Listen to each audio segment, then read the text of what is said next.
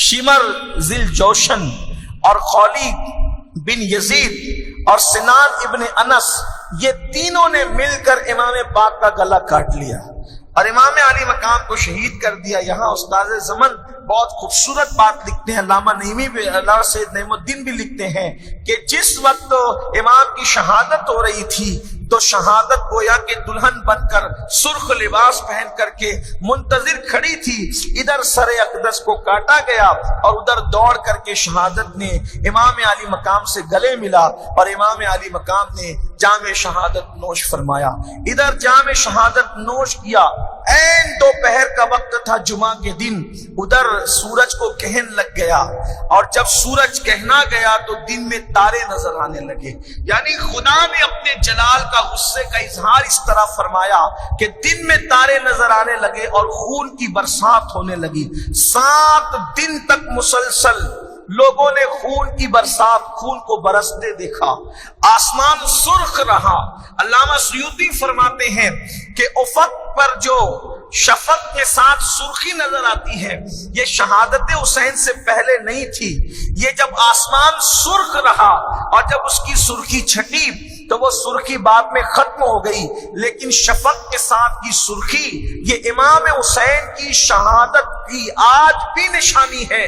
लोग शहादत हुसैन को सिर्फ 10-11 दिन में बयान करते हैं, लेकिन कुदरत ने क़यामत तक इमाम अली मकाम की शहादत की निशानी शफक के साथ वो सुर्खी के तौर पर रोजाना शाम के वक्त जाहिर फरमा दी। क्यों? ताकि क़यामत तक लोग शहादत हुसैन को भूलने न पाए।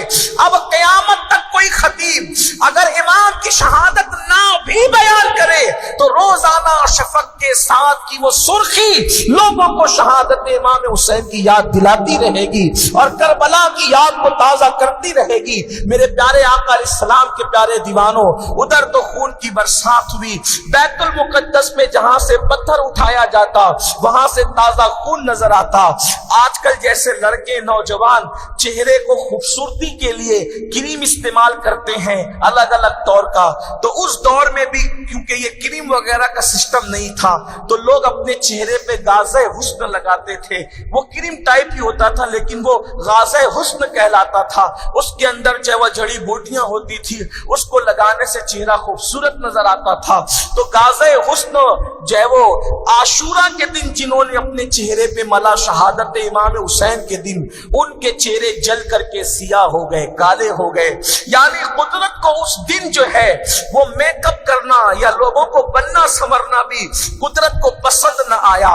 जिन कपड़ों पर वो जो बारिश का खून जब बरसा कपड़े फटते फट गए, लेकिन जो है अल्लाह अकबर वो कपड़ों पर से खून का असर खत्म नहीं हुआ।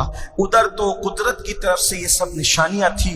उम्मुल मोमिनीन सैयदा उम्मे सलमा फरमाती हैं कि मैंने मदीने में जिन्नात को नौहा करते सुना कि जिन्नात नौहा कर रहे, रो रहे जिन्नात, और वो रोते हैं और उनकी आवाज मैंने सुनी। इसलिए कि रसूलुल्लाह के विसाल के वक्त मैंने आवाज सुनी थी जिन्नात के नौहा करने की, और दूसरी मर्तबा मैंने जो आवाज सुनी वो मैंने जब सुना कि जिन्नात रो रहे हैं तो मैंने अपनी कनीज से कहा, अरे जिन्नात के रोने की नौहा करने की आवाज आ रही है, जरा बाहर जाके देख और खबर ला के क्या हो रहा है। तो बाद में पता चला कि इमाम अली मकाम की शहादत हो गई, क्योंकि सैयदा उम्मे सलमा ने देखा कि उस दिन जो है वो करबला की जो मिट्टी अल्लाह के रसूल ने उम्मुल मोमिनीन सैयदा उम्मे सलमा को दिया था वो खून की शक्ल इख्तियार कर गई, वो खून बन गई, खुद ब खुद खून बन गई।